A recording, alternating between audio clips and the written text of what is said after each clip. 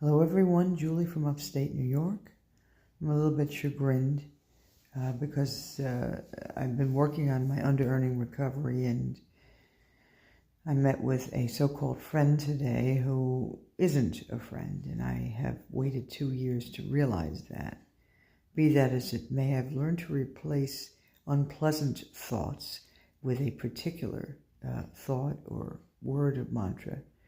In this case, every time I think of this individual, I will think the words, God is in charge. I don't care how many times a day I will have to repeat that till I wipe that person's unpleasant memory and feelings away and replace it with a good feeling, a positive feeling.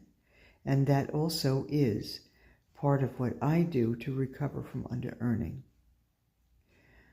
So, God is in charge here, at least in my life. Today I was able to get some shopping done, which was very important. I got some cleaning done, which was very important. And I sat down at the computer and worked for about a half hour to 45 minutes, not quite, on navigating the software, in this case, Microsoft 365, in order to know what it is that I don't know, which is like practically everything.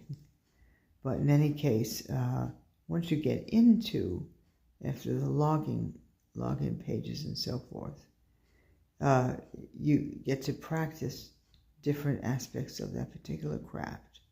In this instance, the Microsoft, not Publisher, but it's similar to Publisher, except that it does all the work for you, supposedly, which, frankly, between you and me, is not a good idea. We need to be given the tools of how to do it.